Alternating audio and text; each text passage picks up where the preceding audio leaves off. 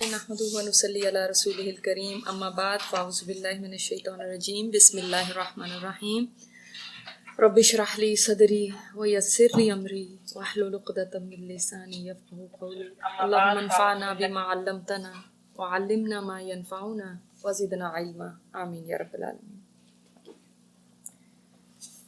آج ہم معرکہ موطا پڑھیں گے انشاءاللہ تعالی۔ اس سے پہلے ہم نبی صلی اللہ علیہ وسلم کا عمرہ قضا پڑھ چکے ہیں، جو عمرہ آپ صلی اللہ علیہ وسلم نے صلح حدیبیہ کے بعد کیا تھا۔ آپ صلی اللہ علیہ وسلم نے زندگی میں کتنے عمرے کیے ہیں ابھی تک جو آپ نے پڑھا؟ کون سے؟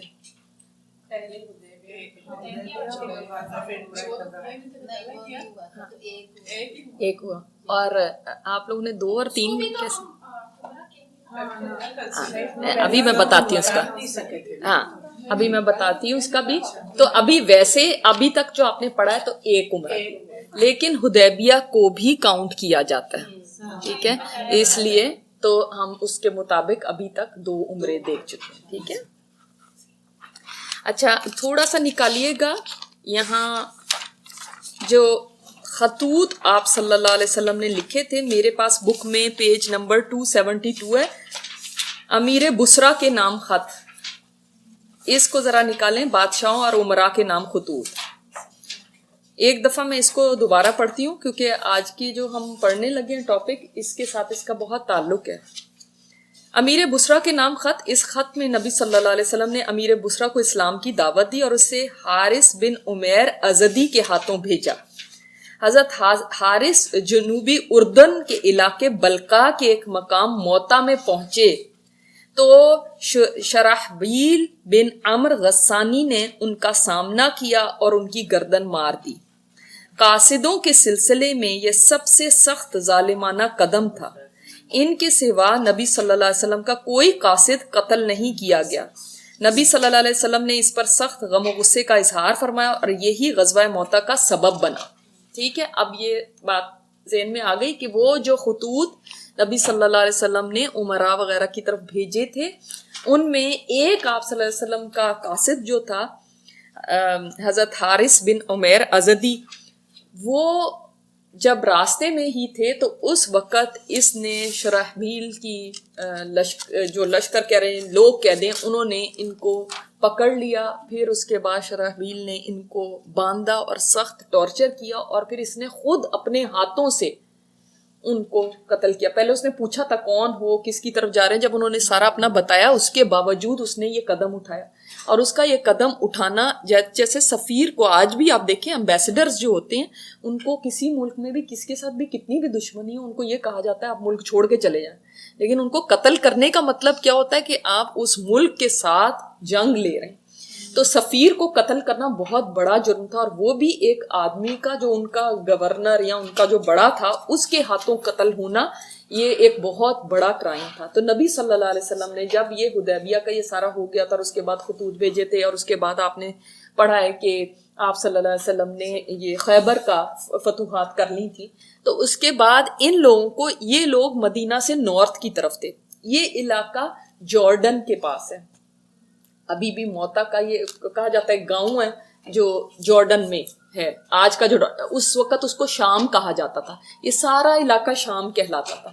شام کے اندر فلسطین، اسرائیل، آج کا جو شام ہے اور جارڈن، یہ سب شام ہے، ٹھیک ہے؟ آج ایک وہ کانسنٹریٹ ہو کے چھوٹا سا علاقہ بن گیا ہے، صرف ایک کنٹری کہلاتا ہے۔ تو وہاں پہ یہ تھا، اور اس کی طرف سے یہ قدم اٹھانے کا مطلب تھا آئی ڈونٹ کیئر، کر لو جو میرا کرنا ہے۔ تو وہ ایک بہت بڑی تھریٹ تھی، اب مسلمانوں کو اس سے ڈیل کرنا تھا۔ تو یہ وجہ بتائی جاتی ہے اس جنگ کی۔ اچھا یعنی یہ کوئی ڈیفینسو وار نہیں تھی، مگر یہ کہہ سکتے ہیں کہ اب انہوں نے ایک ایسا قدم اٹھایا تھا کہ ان کو جواب دینا ضروری تھا۔ اور یہ یہاں پہ اس علاقے کی طرف بہت سارے کرسچن قبائل تھے، عرب تھے مگر کرسچن تھے، اور رومی جو آپ کو پتہ ہے وہ اس وقت کی سپر پاور تھی، اور وہ بھی کرسچن تھے، لہٰذا ان کا ان کے ساتھ بڑا گٹھ جوڑ سا رہتا تھا، کیونکہ ظاہر ہے ایک ہی مذہب کے تھے۔ تو جو عرب بھی تھے اس ارد گرد کے علاقے کے، وہ بھی سارے رومیوں کے ساتھ ہی مل کے یعنی ملے ہوئے تھے، یا ان کا ایک آپس کے اندر ایک الائنس تھا، ٹھیک ہے؟ تو اب ہم پڑھتے ہیں آج غزوہ موتا، تاکہ آپ کو یہ پیچھے کی بات سمجھ آ گئی ہو تو آپ کو پھر پتہ چلے گا کہ یہ کیسے غزوہ کیوں ہوا تھا۔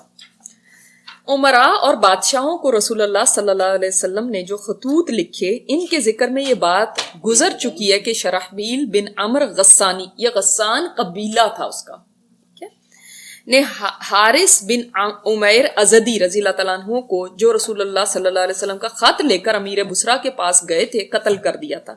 یہ حرکت اعلان جنگ کے مترادف تھی، اس کے برابر تھی، اس لیے جب رسول اللہ صلی اللہ علیہ وسلم کو اس واقعے کی اطلاع ہوئی تو آپ پر یہ بات سخت گراں گزری۔ چنانچہ آپ صلی اللہ علیہ وسلم نے 3000 کا ایک لشکر تیار کر کے زید بن حارثہ کو اس کا سپہ سالار مقرر کیا۔ کون ہے زید بن حارثہ؟ منہ بولے بیٹے، شاباش۔ زید بن حارثہ صرف آپ صلی اللہ علیہ وسلم کے منہ بولے بیٹے ہی نہیں، بلکہ جو شروع کے مسلمان تھے، بالکل 4 پہلے مسلمان، ان میں بھی شامل ہیں۔ اور ان کے کیا اعزاز ہیں؟ حضرت زینب کے ساتھ ان کا اور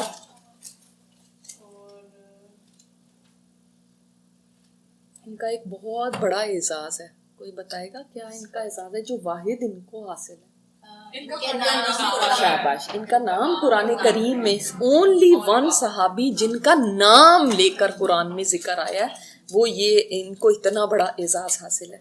تو آپ صلی اللہ علیہ وسلم نے زید بن حارثہ کو اس کا سپہ سالار مقرر کیا، یعنی اس کا کمانڈر، امیر، اور فرمایا اگر زید قتل کر دیے جائیں تو جعفر، حضرت جعفر کون ہے؟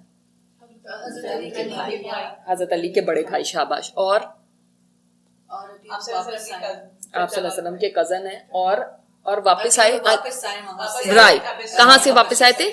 حبشہ سے واپس آئے تھے۔ کس جگہ پہ آپ صلی اللہ علیہ وسلم سے ملے تھے؟ خیبر، شاباش۔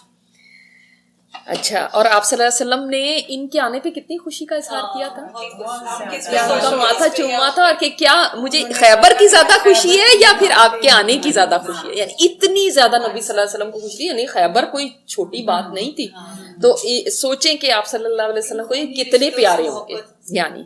اچھا، اب جعفر قتل کر دیے جائیں تو عبداللہ بن رواحہ امیر ہوں گے۔ عبداللہ بن رواحہ کے بارے میں آپ کچھ جانتے ہیں؟ سنا کہیں سنا تو ہوگا، ہاں جی بتائیے۔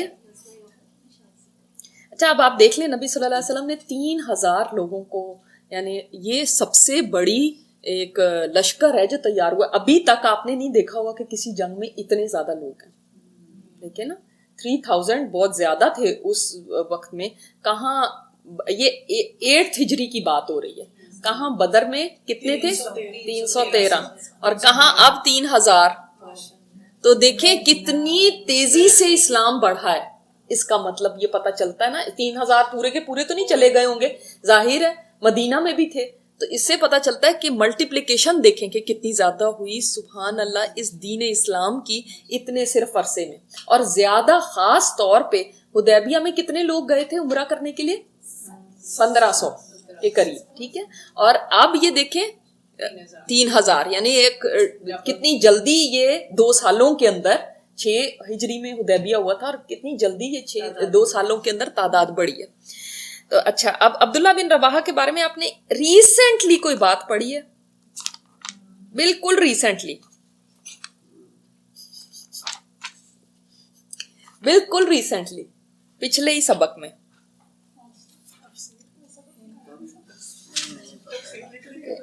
سیرت کا تو کوئی بھی نہیں یاد ہوگا نا کہ کیا۔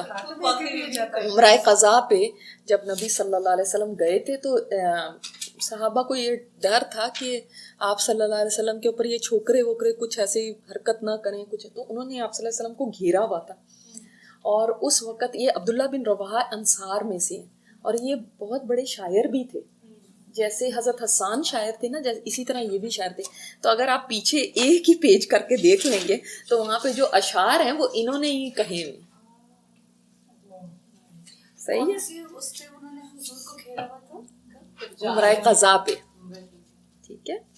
تو انہوں نے، یہ ان مسلمانوں میں سے ہیں جنہوں نے جو بیعت کی تھی، فرسٹ بیعت میں حصہ انہوں نے لیا تھا، ٹھیک ہے۔ انصار نے جو بیعت آپ صلی اللہ علیہ وسلم کے ہاتھ پہ کی تھی، بیعت عقبہ وہ پہلی والی اولا جو تھی ان میں یہ شامل تھے، اور 12 نقیبوں میں یہ شامل تھے، اور بدر، احد، خندق سب جنگوں میں انہوں نے حصہ لیا تھا جو بڑی بڑی تھی۔ یہ وہ عبداللہ بن رواحہ ہیں۔ تو آپ صلی اللہ علیہ وسلم نے پھر عبداللہ بن رواحہ کو فرمایا کہ وہ امیر ہوں گے۔ اچھا، یہ ایک بات سگنیفیکنٹ ہے اس جنگ میں کہ آپ یہ دیکھ رہے ہیں کہ نبی صلی اللہ علیہ وسلم نے ایک کے بعد دوسرا، دوسرے کے بعد تیسرے کو فرمایا۔ یہ قتل ہو گئے۔ سب سے پہلے کون ہے؟ آپ کو یہ یاد ہونا چاہیے کیونکہ ادروائز جنگ میں آپ لاسٹ ہو جائیں گے۔ حضرت زید بن حارثہ، نمبر 2 حضرت جعفر، نمبر 3 حضرت عبداللہ بن رواحہ۔ ٹھیک ہے، یہ ایک کے بعد ایک کا آپ صلی اللہ علیہ وسلم نے فرمایا، اور پھر یہ بھی فرمایا تھا کہ اگر عبداللہ بن رواحہ قتل ہو گئے تو مسلمان آپس میں مشورہ کر کے پھر کسی کو بھی اپنا لیڈر منتخب کریں۔ یہ بات بہت ڈفرینٹ تھی کیونکہ آپ صلی اللہ علیہ وسلم نے کبھی ایسے نہیں کیا تھا کہ یہ قتل ہو جائے تو پھر یہ قتل ہو جائے تو پھر۔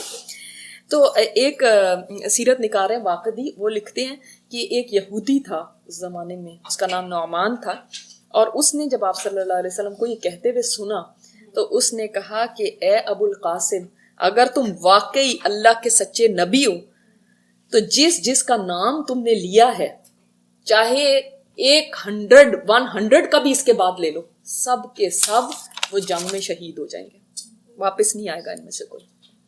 اس لیے کہ جتنے نبی پچھلے گزرے ہیں وہ اگر کسی جنگ کے لیے 1 سے زائد لوگوں کا نام لیتے تھے تو وہ کبھی واپس نہیں آتے تھے۔ اس نے اس کی بیس پہ کہا تو نبی صلی اللہ علیہ وسلم اس پہ خاموش ہو گئے، اور وہ آدمی، وہ یہودی حضرت زید کے پاس گیا اور کہنے لگا تیاری کر لو، اب تم نے واپس نہیں آنا۔ تو مطلب اگر نہیں بھی جانتے تھے تو اب پتہ چل گیا ہوگا جب یہ سارا کچھ ہوا۔ تو انہوں نے فرمایا کہ مجھے تمہاری اس بات کا تو نہیں پتا، مگر یہ مجھے پتا ہے کہ آپ صلی اللہ علیہ وسلم سچے نبی ہیں، بس۔ تو یہ ایک ڈفرینٹ بات تھی جو کہ اس جنگ میں ہوئی تھی۔ اچھا، اب ہم دیکھتے ہیں بک سے، دیکھیں اس لشکر کے لیے آپ صلی اللہ علیہ وسلم نے سفید پرچم باندھا۔ اس کا مطلب وائٹ پر یہ یہاں کا ہے کہ وہ کوئی پیس کا سائن ہوتا ہے، وائٹ جھنڈی لہرا دینا، اس وقت کا کوئی ایسی بات نہیں تھی۔ اور اسے حضرت زید بن حارثہ کے حوالے کیا اور وصیت فرمائی کہ جہاں حضرت زید بن عمیر قتل کیے گئے تھے وہاں پہنچ کر اس مقام کے باشندوں کو اسلام کی دعوت دیں، اور اگر وہ انکار کریں تو لڑائی کریں۔ ٹھیک ہے، سمجھ آ گئی بات کہ اچھا جس کو جھنڈا دیا گیا وہی امیر ہے اصل میں۔ اور آپ کو پتا ہے نا جنگوں کے اندر جھنڈے کی اہمیت کتنی زیادہ ہوتی تھی، اگر جھنڈا گر جاتا تھا تو سمجھ لیں یہ فلیٹ ہو گئی ہے۔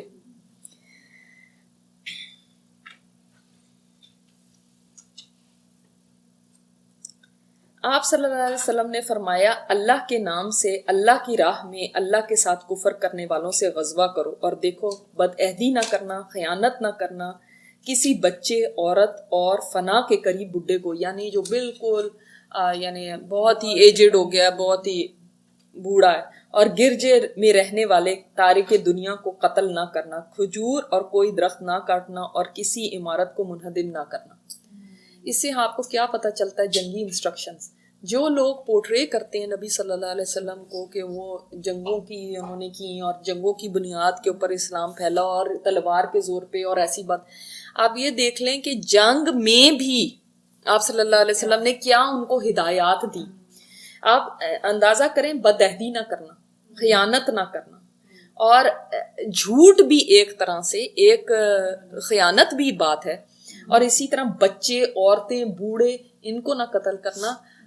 کوشچن یہ ہے کہ آج وہ کون سا اسلام ہے جو پریچ کیا جاتا ہے انٹرنیٹ کے تھرو، یا بعض آرگنائزیشنز نوجوانوں کو اس میں کر کے، اور وہ کہتے ہیں کہ ہم ایک جہاد کر رہے ہیں۔ جہاد میں کیا عورتوں اور بچوں کو یا ایسے لوگوں کو جو جابس پہ جا رہے ہیں، اپنے بزنس پہ جا رہے ہیں، یا اپنی روزمرہ روٹین کے کام کر رہے ہیں جن کا کوئی لینا دینا نہیں ہے ایسی بزنس سے، کیا ان کو مارنا جائز ہے؟ پھر اگر کوئی صرف سیرت ہی پڑھ لینا تو اس کی آنکھیں کھل جائیں کہ ہمیں آج کے کچھ لوگ کیسے اسلام کو ڈسٹارٹ کر کے پیش کر رہے ہیں، اور آپ کو کہیں سے پوچھنے کی ضرورت نہیں کہ کون حق پہ ہے اور کون باطل پہ ہے۔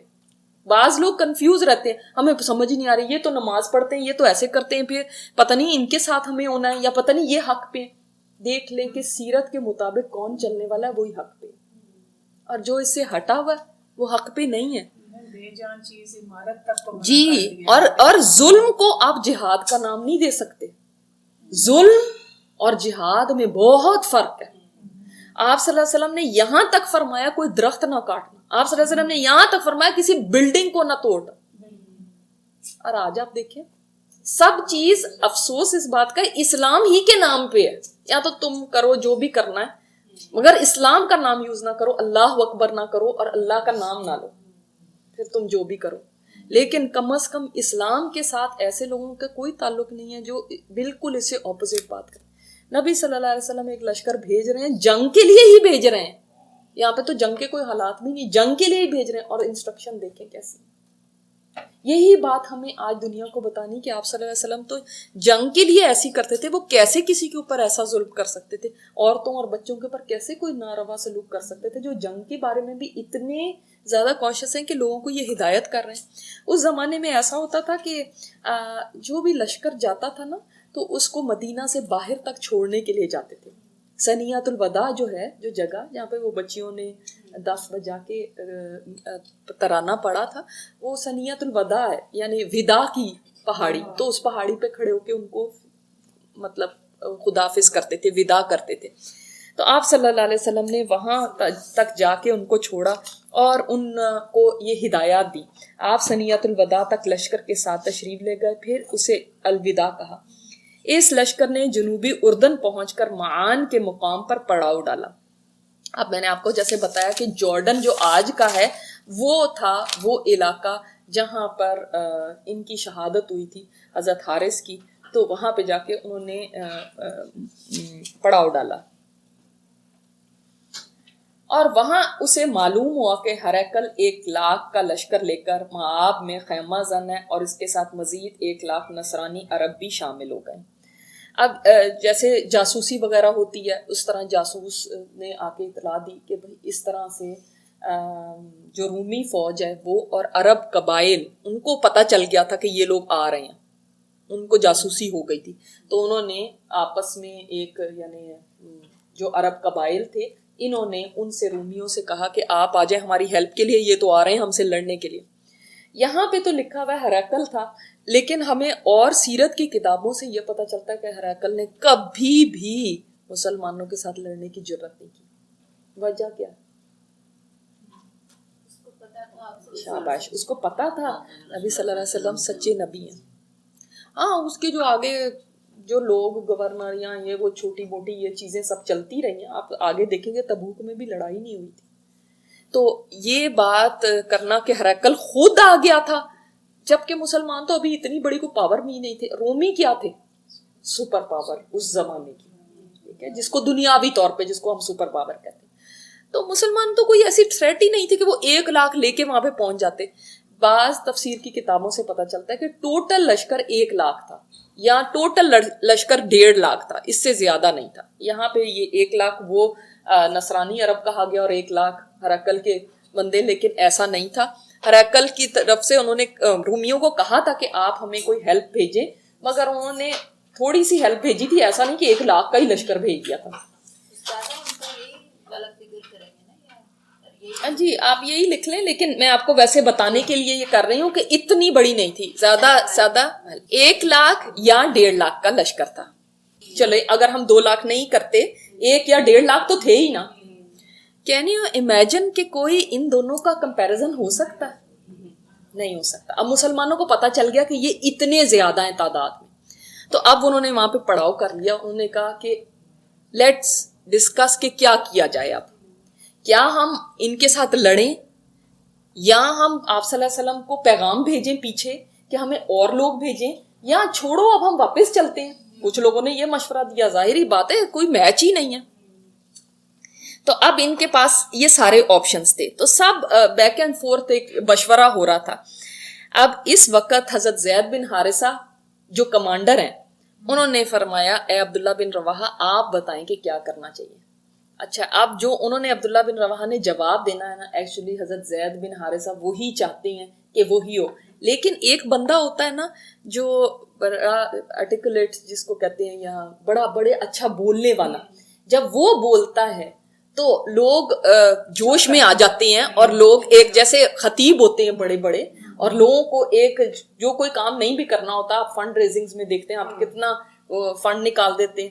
اسی طرح حضرت عبداللہ بن رواحہ جو تھے شاعر تھے اور اتنی زبردست یعنی شاعری اور اتنے زبان کے ماہر تھے.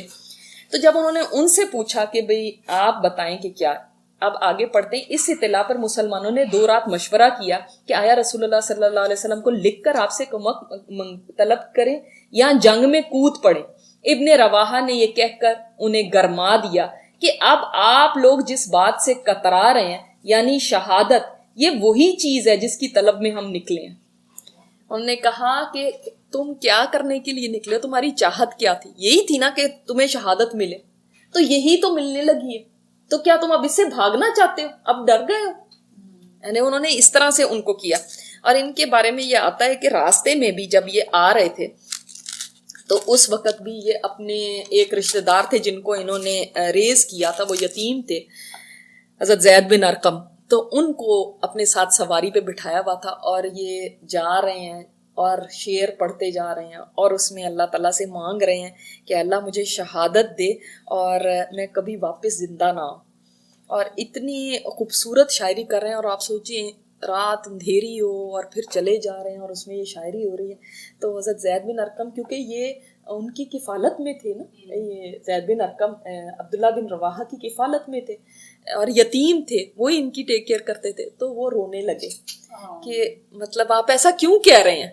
تو وہ کہتے ہیں آگے سے ان کو مذاق کر کے ایک ایسی چھڑی سی مار کے ایک مذاق کر کے کہتے ہیں کہ تمہیں کیا ہے, مجھے وہ مل جائے گا جو میری طلب ہے اور تم واپس اکیلے اونٹ پہ آؤ گے, دیکھو نا کہ اکیلے اونٹ کی سواری تمہیں مل جائے گی, اب میرے ساتھ بیٹھنا پڑ.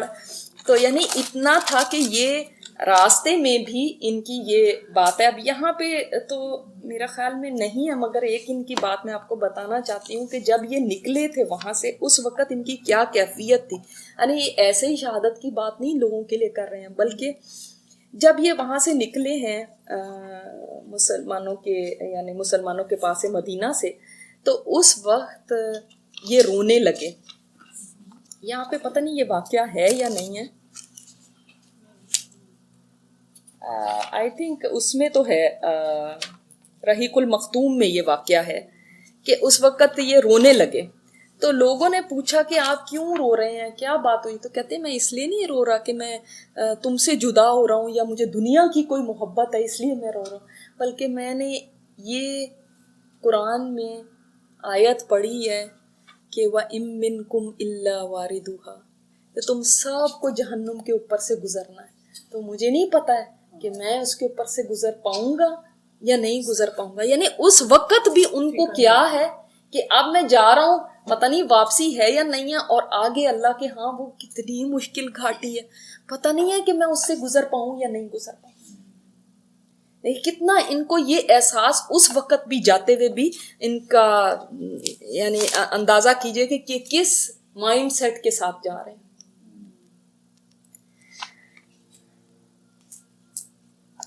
تو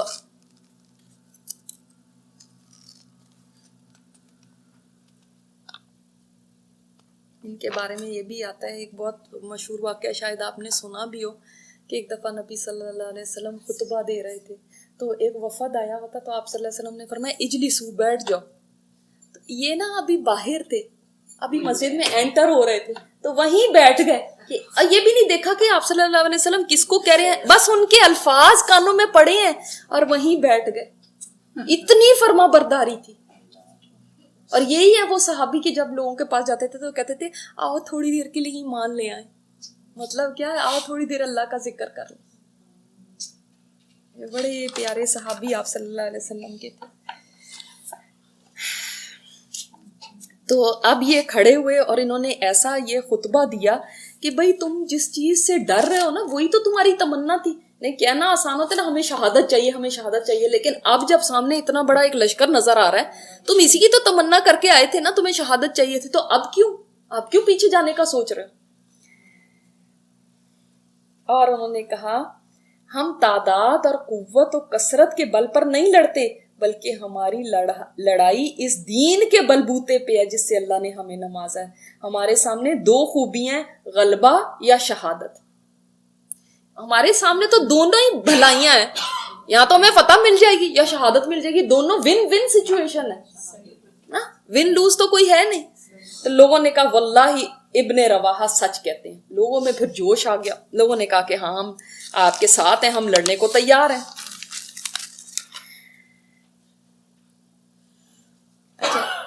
چنانچہ انہوں نے آگے بڑھ کر موتا میں پڑاؤ ڈالا، پھر وہیں لشکر کو ترتیب دیا اور لڑائی کے لیے تیار ہو گئے.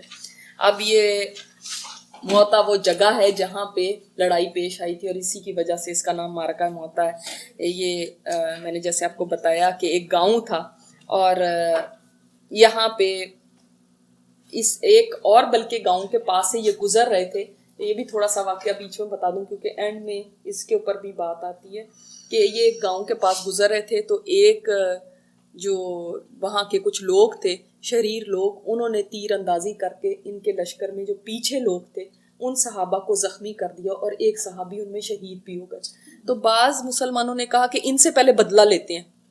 حضرت زید نے فرمایا نہیں. دیکھیں یہ بتانا، یہ جو سیرت ہم پڑھ رہے ہیں نا، ہو سکتا ہے آپ کو جگہوں کے نام یا یہ نام نہ بھی یاد رہیں، لیکن زندگی میں جب بھی لیسن لینا ہو تو سیرت سے لیں. اتنے فوکسڈ تھے کہ یہ نہیں کہ چلو آؤ پہلے ان سے لڑ لیتے. انہوں نے فرمایا نہیں، میں نہیں چاہتا کہ یہاں پہ اب تم لوگ لڑو، زخمی ہو جاؤ، تھک جاؤ، ایک دوسرے سے جدا ہو جاؤ، اور پھر جو اصل ہمارا مقصد ہے اس سے ہم رہ جائیں. کئی دفعہ ہم کتنے ڈسٹریکٹ ہو جاتے ہیں، ایک کام کو کرنے کے لیے جا رہے ہوتے ہیں، بیچ میں کچھ اور شروع ہو گیا، ادھر ہی چل پڑے اور ہمیں پتہ ہی نہیں کہ اصل کام کیا. تو انہوں نے کہا کہ نہیں، ہم وہیں پہ جا کے ان کے ساتھ لڑیں گے. اب جب فوجیں آمنے سامنے آئیں، اب کیا تھا، ایک خوفناک اور سنگین مارکا شروع ہو گیا. اچھا، مارکا شروع ہونے سے پہلے ابو ہریرہ جو تھے وہ سمجھ لیں کہ اس جنگ میں مسلمانوں کے ساتھ پہلی دفعہ شامل ہوئے. کیسے بتائیں؟ شاباش، اسلام لے کر آتے کہاں پہ؟ خیبر میں آ کے ملے تھے آپ صلی اللہ علیہ وسلم سے. تو ابو ہریرہ اس جنگ میں جب شامل ہے اور آمنا سامنا ہوا ہے، تو انہوں نے تو دیکھا جب کہ رومیوں کے جو ہتھیار اور جو ان کے گھوڑے، اور سوچے نا سپر پاور تھی، اور جو ان کے لباس تھے، جنگی لباس تھے، اور جو ان کی شان و شوکت تھی، اس کو دیکھ کے جس کو کہتے ہیں آنکھیں خیرہ ہو گئی، چکا چوند ان کی دیکھ کے، تو ان کی آنکھیں مطلب ایسے ہو گئی کہ یہ چندھیا گئی کہ یہ کیا. اس وقت ثابت بن ارقم نے ان کو جب ایسے دیکھا نا، تو ان کو فرماتے ہیں کہ آپ ان کو دیکھ کے حیران ہو رہے ہیں، آپ ہمارے ساتھ بدر میں شامل نہیں تھے. یعنی وہاں پہ کیا تھا، 313 اور وہ 1000 تھے، اور وہ کتنی تیاری کے ساتھ آئے ہوئے تھے. تو فرمایا کہ ہم نے کبھی فتح اپنی تعداد کی وجہ سے نہیں حاصل کی. مومن کے لیے فتح تعداد سے نہیں ہوتی. ہمارے پاس ریسورسز نہیں ہیں، ہمارے پاس یہ نہیں ہے. آج ہمارا رونا کس بات کا ہے؟ ہمارے پاس کوئی ریسورسز ہی نہیں. ہمارے پاس کیا ہے؟ ہمارے پاس تو ان کے پاس تو اتنا ہے، ان کے پاس ریسورسز نہ دیکھو، ایمان دیکھو. کام کرنے کے لیے یہ چیزیں نہیں چاہیے. کام آپ ایک نیچے ٹاٹ بچھا کے بھی کر سکتے ہیں، آپ درخت کے نیچے بیٹھ کے بھی کر سکتے ہیں. ہم کام کرنے والے تو بنے. تو انہوں نے ان کو کہا کہ یہ اس سے کوئی فرق نہیں پڑتا کہ یہ ہم سے تعداد میں کتنے ہیں یا ان کے پاس اسلحہ کتنا ہے، ہم کبھی بھی اس سے نہیں جیتے، ہم اپنے ایمان سے جیتے ہیں. اب تاریخ انسانی کا عجیب ترین مارکا تھا یہ، واقعی نہیں، مطلب ایسا تو کبھی کسی نے دیکھا ہی نہیں ہوگا. 3000 اور کہاں لاکھ، 1.5 لاکھ یا 2 لاکھ کا لشکر. اب کہ 3000 جاں باز 2 لاکھ کے لشکر جرار کا مقابلہ کر رہے تھے، اور 2 بدو ڈٹے ہوئے تھے ہتھیاروں سے لیس. یہ بھاری بھرکم لشکر دن بھر حملے کرتا اور اپنے بہت سے بہادر گنوا بیٹھتا، لیکن اس مختصر سی نفری کو پسپا کرنے میں وہ کامیاب نہیں ہوتے تھے. یہ اتنے تھوڑے سے تھے، مگر ہونا تو یہ چاہیے تھا کہ 2 لاکھ ہیں وہ، تو اگر لاکھ بھی ہیں تو تب بھی وہ چاروں طرف سے گھیر لیتے تو ختم تھا. مگر کیا ایسی بات تھی کہ وہ ان کو یعنی ختم نہیں کر پا رہے تھے، ان کو پیچھے نہیں کر پا رہے تھے. مسلمانوں کا علم یعنی جھنڈا جو تھا وہ سب سے پہلے حضرت زید بن حارثہ نے لیا. پھر وہ لڑتے رہے یہاں تک کہ دشمن کے نیزوں میں گت گئے اور خلعت شہادت سے مشرف ہو کر زمین پر آ رہے. ان کے بعد حضرت جعفر نے علم سنبھالا اور خوب جنگ کی. جب لڑائی کی شدت شباب کو پہنچی، یعنی جب بہت تیز ہو گئی لڑائی، تو اپنے سرخ و سیاہ گھوڑے کی پشت سے کود پڑے، کوچے کاٹ دی اور وار پر وار کیے یہاں تک کہ ان کا دایاں ہاتھ کٹ گیا. اب یہ کہا جاتا ہے کہ حضرت جعفر جو تھے سب سے پہلے تو وہ دلیری سے لڑے، اور اس کے بعد پہلے حضرت زید لڑے، پھر اس کے بعد حضرت جعفر. بعض جگہ پہ یہ بھی آتا ہے کہ ان کے گھوڑے کی کسی نے ٹانگیں کاٹ دی تھی، اور جب ٹانگیں کاٹتی تو وہ الٹ کے اوپر سے گرے اور پھر اٹھے ہیں. اب جھنڈا کن کے ہاتھ میں ہے؟ ان کے ہاتھ میں. ایک ہاتھ میں جھنڈا ہے اور ایک ہاتھ سے لڑ رہے ہیں. اچھا، اس وقت ان کا ایک دایاں بازو دشمن نے کاٹ دیا تو اپنے جھنڈے کو بائیں میں پکڑ لیا، پھر بایاں بازو بھی کاٹ دیا. آپ یہ اندازہ کریں، بازو کاٹنا ایک تو ویسے ہی ایک ایسے لگ رہا ہے جیسے ہم ایسے ہی کوئی بات کر رہے ہیں. اپنی امیجنیشن میں لے کر آئیں کہ ہمیں ایک ذرا چھری کا کٹ بھی لگ جاتا ہے نا تو ہم سی کرتے وہیں بیٹھ جاتے ہیں. کوئی بھی کام کر رہے ہوں گے چھوڑ دیں گے.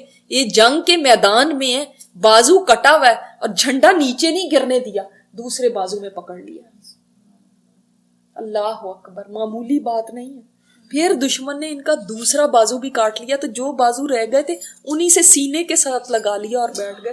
تو تب انہوں نے چاروں طرف سے ان کو گھیر لیا تھا، تب پیچھے سے کسی نے وار کیا اور ٹکڑے کر دیا ان کو، بیچ میں سے آدھا ٹکڑا کر. لیکن اس وقت بھی دیکھیں حضرت عبداللہ بن رواحہ فرماتے ہیں کہ مجھے کسی نے آواز دی، عبداللہ بن رواحہ، کہ حضرت جعفر شہید ہو گئے. اب یعنی جھنڈا لینے کے لیے آپ صلی اللہ علیہ وسلم نے ان کو بنایا تھا نا، وہ آگے بڑھے اور انہوں نے جھنڈا لیا. اچھا، اب آپ اندازہ کیجئے یہ بات کہ یہ سین یہاں پہ ہو رہا ہے اور ادھر نبی صلی اللہ علیہ وسلم مدینے میں ہیں، اور آپ صلی اللہ علیہ وسلم حضرت بلال سے فرماتے ہیں کہ لوگوں کو اعلان کرو کہ جمع ہو جائیں. لوگ جمع ہو گئے ہیں مسجد میں، آپ صلی اللہ علیہ وسلم منبر پہ ہیں، اور آپ صلی اللہ علیہ وسلم نے فرمایا کہ اللہ تعالیٰ نے زمین کو میرے لیے سمیٹ دی اور میں دیکھ رہا ہوں جنگ کا میدان، اور زید گر گئے ہیں، اور آپ صلی اللہ علیہ وسلم زاروں قطار رو رہے ہیں کیونکہ زید بیٹے، منہ بولے بیٹے.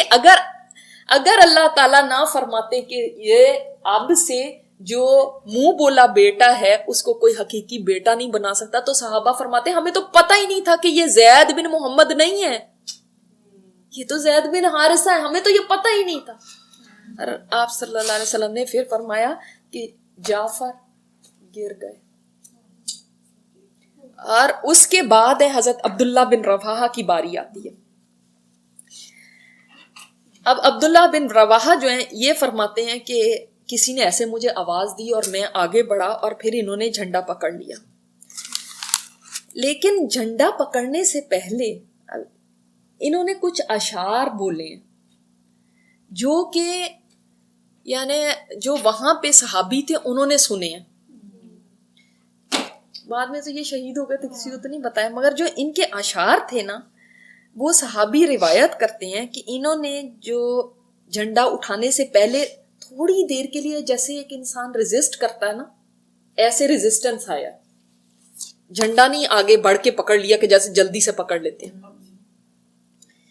کیا ان کے ذہن میں بات آئی ہے کہ دیکھیں ایک بات ہوتی ہے نا، بولنا یہ بڑا آسان ہوتا ہے، ہاں جی ہمیں تو بس یہ کرنا پڑ جائے تو ہم یہ کر دیں گے، وہ کر جائے تو وہ کر دیں گے، ہم ایسے کر دیں گے، ہم اللہ کے لیے جان دے سکتے ہیں، ہم اپنے دین کے لیے یہ کر سکتے ہیں، ہم آپ صلی اللہ علیہ وسلم کے نام پہ قربان سکتے ہیں، ہم فلاں کر دیں گے، ہم تو جی ایسے بھی حالات ہو تو کوئی بات نہیں ہے. پھر یہ باتیں کرنا بہت آسان ہوتا ہے، لیکن جس وقت ٹائم آتا ہے نا، آپ سوچیں کہ اس ٹائم پہ وہ سامنے اپنے دیکھ رہے ہیں موت، اور ان کے بھی بچے تھے، ان کی بھی بیویاں تھیں، اور یہ ینگ ہیں سب لوگ.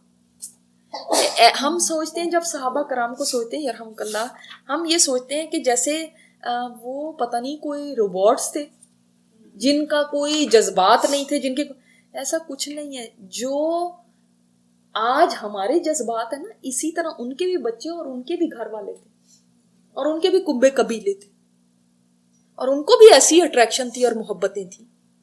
تو اس وقت ظاہر ہے ایک دل میں بات واللہ عالم کیا آئی، یا بچوں کی یاد آئی، یا کیا بات آئی، تو اس وقت آگے سے کہتے ہیں قسم ہے نفس تجھے کہ تو آگے بڑھ، تجھے آگے بڑھنا ہوگا، نہیں تو میں تجھے زبردستی لے کر جاؤں گا. جیسے اپنے آپ سے ایک جنگ ہو رہی نا، اندر ہی اندر بھی انسان لڑتا ہے اپنے آپ سے. آپ دیکھیں کوئی نیکی بھی آپ کرنے لگتے ہیں، اندر ہی اندر ایک جنگ ہوتی ہے، نہیں یہ کرنا یہ بڑا مشکل ہے. اس وقت انسان اپنے اندر فائٹ کر رہا ہوتا ہے. یہ وہ فائٹ کر رہا ہے. سوچیں سبحان اللہ کیسے شاعر تھے کہ جنگ کے میدان میں اور اشعار منہ سے نکل رہے ہیں. اور اب وہ ظاہر ہے عربک کے وہ اشعار تو ہم اب نثر کریں گے، وہ مانا تو نہیں آ سکتا، مگر کہہ رہے ہیں اے نفس تو آگے بڑھ، تو آگے بڑھ، اگر تو نہیں بڑھے گا میں تجھے زبردستی لے کر جاؤں گا. یہی تو وہ جنت ہے جس کا تجھے خواہش تھی. اور اپنے آپ سے یہ کہتے جا رہے ہیں. اتنے میں ان کے کزن تھے، انہوں نے ایک گوشت کی بوٹی ان کے آگے کی کہ آپ نے کچھ نہیں کھایا ہوا، آپ یہ کھا لیں، آپ تو جنگ لڑنے کے لیے جا رہے ہیں. ایسے منہ میں لیے اور پھینکی ہے اور آگے بڑھے. اور فرماتے ہیں کہ ادھر مسلمان جنگ کر رہے ہیں اور تجھے اپنے پیٹ کی پڑی ہوئی ہے. تو یہ ان کے یعنی جذبات تھے اس ٹائم پہ جس وقت کے بالکل جنگ کا میدان تھا. اب آگے پھر بڑھتے ہیں اور بڑھ کے جھنڈا یہ لے لیتے ہیں اپنے ہاتھ میں، اور اس کے بعد لڑتے لڑتے یہ بھی شہید ہو جاتے ہیں. جو یہ فرما رہے تھے نا کہ اے نفس اللہ کی رضا کے لیے آگے بڑھ، واقعی انہوں نے نفس کو آگے بڑھا دیا. اور جو یہ کہتے تھے کہ تو کیا ہے اے عبداللہ بن رواحہ، تو کیا ہے سوائے ایک گندے پانی کی بوند کے، تو اور کیا ہے. سوچیں ایک انسان کی اس بات کا کرنا جنگ کے میدان میں، جب چاروں طرف لڑائی ہو رہی ہے زبردست، اس وقت یہ بات کو یاد رکھنا. اور کیا تجھے جنت نہیں چاہیے؟ تجھے کیا ہو گیا ہے؟ کیا تجھے جنت نہیں چاہیے؟ لک ایٹ دا فائٹ جو ان کے اندر ہو رہی ہے. اور انسان کو لڑنا پڑتا ہے اپنے آپ سے نیکی کے میدان میں آگے بڑھنے کے لیے، کیونکہ نیکی کرنا گراں گزرتا ہے نفس پہ، مشکل ہے، اللہ کے راستے پہ چلنا مشکل ہے. اس وقت نفس کو ایسے کچلو. کیا تجھے آرزو نہیں ہے جنت کی؟ یہی تو جنت تو تجھے ملنے والی ہے. جب انسان مثلاً اتنی بات ہے کہ تہجد کے لیے اٹھنا ہو، اس وقت کہو اپنے آپ کو کیا نفس تجھے کیا ہو گیا؟ کیا جنت نہیں چاہیے؟ کیا اللہ کی رضا نہیں چاہیے؟ لیکن ہم اس وقت اپنے نفس کو فائٹ نہیں کر پاتے. اور اس وقت جو نفس کہتا ہے نا سلا رہا ہوتا ہے اور ہم سو جاتے ہیں. ان کو بھی بیوی بچے یاد آئے، ان کو بھی زندگی پیاری تھی. حالانکہ دیکھیں میں نے آپ کو کیا بتایا کہ جب سے چلے ہیں اس وقت سے شہادت کی تمنا کرتے آئے، اور ابھی لوگوں کو کیا کہہ رہے تھے. لیکن جب ریالٹی فیس کرنی ہوتی ہے نا وہ بہت ڈفرنٹ ہوتی ہے. میں یہ کہتی ہوں کہ اللہ تعالیٰ نے ہمارے پردے رکھے ہیں جو ہمارے ایمانوں کا امتحان نہیں دے رہا. اگر وہ ہمارے امتحانوں کو آزما لیں تو ہم کسی جگہ سٹینڈ کرنے کے قابل نہیں. ہماری تمنائیں تو جنت الفردوس کی ہیں، لیکن کیا ہے ہمارے پاس آج عمل کے اندر؟ کیا ہے ہمارے پاس؟ اور ہم اتنا سا نفس کی خواہش کو کچل نہیں پاتے کہ ہم ذرا سی نفس کی کوئی تمنا ہوتی ہے ہم کہتے ہیں فوراً اپنی مرضی کو پورا کریں، فوراً اپنی خواہش کو پورا کریں. یہ جب میں آپ کو بس پڑھانے کے لیے یہ سارا تیار کر رہی تھی، میں پورا دن میں اتنی ڈسٹرب رہی اور مجھے ایسے لگ رہا تھا جیسے یہ آج ہو رہا ہے. ابھی تو آپ آگے دیکھیں گے نبی صلی اللہ علیہ وسلم کے اوپر کیا گزرے. یہ وہ لوگ ہیں جو بگ نیمز تھے، یہ وہ لوگ ہیں جنہوں نے بیعت عقبہ پہلی والی اولا کے اندر حصہ لیا، تب بھی وہ اس وقت ٹھٹک گئے. تو یہ دعا کریں کہ اللہ ہمیں آزمائے نہ، ورنہ ہم کیا ہیں جب صحابہ کرام کے ساتھ ایسا ہو سکتا ہے. اور صحابہ بھی انسان تھے. تو یہ جو بلند و بانگ دعوے کرتے نا، یہ کرنے سے پہلے ہم سوچیں ابھی ہمارے پر آزمائش آئی نہیں، یہ صرف ہماری زبان کی باتیں ہیں. اللہ تعالیٰ ہمیں معاف فرما دے. یہاں تک کہ پھر انہوں نے جھنڈا بائیں ہاتھ میں لیا اور بلند رکھا، یہاں تک کہ ان کا بائیں ہاتھ بھی کاٹ دیا گیا. پھر دونوں باقی ماندہ بازوؤں کی مدد سے جھنڈا آغوش میں لے لیا اور وہ آسمانی فضا میں لہراتا رہا، یہاں تک کہ وہ نیزوں اور تیر کے 90 سے زیادہ زخم کھا کر حالت شہادت سے سرفراز ہو گئے. یہ سارے زخم ان کے جسم کے اگلے حصے میں آئے تھے. اس سے کیا پتہ چلتا ہے؟ بہادری سے لڑے, پیٹھ نہیں موڑی کہ میں بھاگ جاؤں. ان کے بعد حضرت عبداللہ بن رواحہ کی باری تھی. انہوں نے جھنڈا لیا, آگے بڑھے, پھر اپنے ماہ نامی گھوڑے سے اتر کر لڑتے لڑتے شہید ہو گئے. ان کی شہادت پر جھنڈا حضرت ثابت بن ارقم نے تھام لیا تاکہ گرنے نہ پائے, اور مسلمانوں سے کہا کہ آپ لوگ کسی آدمی پر اتفاق کر لیں, یعنی کوئی اپنا امیر بنا لیں.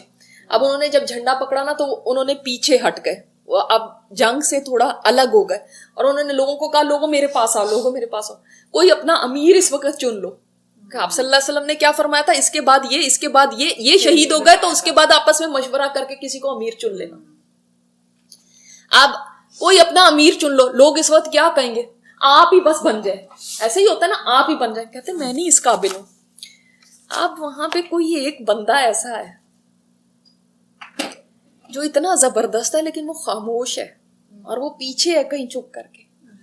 حضرت خالد بن ولید, جو ابھی کب مسلمان ہوئے, بالکل ابھی صرف چند مہینے, 2 یا 3 مہینے ہوئے ہوں گے. ہاں, کیونکہ آپ صلی اللہ علیہ وسلم نے کیا فرمایا تھا کہ جو یعنی جو آپ صلی اللہ علیہ وسلم نے نہیں فرمایا, جو آخر کے جو ہم نے پڑھا تھا کہ آخر میں جو 3 لوگ مسلمان ہوئے تھے جن کے بعد پھر فتح مکہ ہو گئی, پھر کوئی مسلمان نہیں ہوا. وہ 3 لوگ کون کون تھے؟ حضرت خالد بن ولید انہی میں تو ایک تھے نا. یعنی اتنے بالکل, اور دوسرے جو تھے ان کا ابھی ہم واقعہ پڑھنے والے, یعنی اتنے ریسنٹ مسلمان ہوئے. اب انہوں نے جو کاروائیاں پہلے کی ہوئی ہیں, زخم تو تھے نا مسلمانوں کے دلوں پہ, کسی کے بھائی کو مارا ہوا ہے, کسی کو مارا ہوا ہے. یاد ہے آپ کو احد میں کیا ہوا تھا, خندق میں کیا ہوا تھا, ہاں, پھر جب حدیبیہ کا ہونے لگا تھا تب بھی چھپ کے بیٹھے تھے. یہ سب باتیں پتہ ہیں. اب وہ چپ ہیں, وہ یہ نہیں کہہ رہے کہ میں آتا ہوں مجھے دو, میں اتنا بڑا کمانڈر, اور وہ میں نے تو اتنی جنگیں وہاں پہ لڑی ہوئی ہیں. خاموش ہیں, لو پروفائل, وہ خاموش ہیں, اس لیے عاجز مزاج کہ نہیں میں نہیں ہو سکتا, یہ اتنے بڑے لوگ میں کیسے. لوگ کہتے ہیں نہیں آپ ہی بنیں گے, آپ ہی بنیں گے. اور آپ صلی اللہ علیہ وسلم ادھر, اب سوچیں کہ مسجد میں بیٹھے ہوئے ہیں اور لوگوں کو بتا رہے ہیں کہ اب جعفر گر گئے, اور اب اس کے بعد خاموش ہیں آپ صلی اللہ علیہ وسلم. لوگ کہہ رہے ہیں کیا ہوا, کیا عبداللہ بن رواحہ شہید ہو گئے؟ آپ صلی اللہ علیہ وسلم خاموش کیوں ہیں؟ وہ وہاں پہ وہ ریزسٹ کر رہے ہیں, ابھی وہ نہیں اٹھا رہے تلوار, جھنڈا نہیں اٹھا رہے. وہ جو ان کے ذہن میں باتیں آئی ہیں اور انہوں نے اشعار کہے ہیں نا, وہ پوز جو آیا ہے, آپ صلی اللہ علیہ وسلم وہاں پہ خاموش ہیں. اور اس کے بعد فرمایا اب عبداللہ بن رواحہ نے جھنڈا اٹھا لیا, اور اب وہ گر گیا اور وہ شہید ہو گیا. اور پھر آپ صلی اللہ علیہ وسلم کیا فرماتے ہیں کہ اس کے بعد خاموش رہے تھوڑی دیر.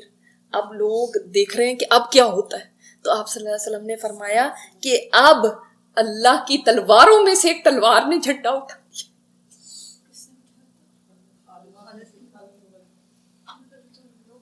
اللہ کی تلواروں میں سے ایک تلوار نے جھنڈا اٹھا لیا.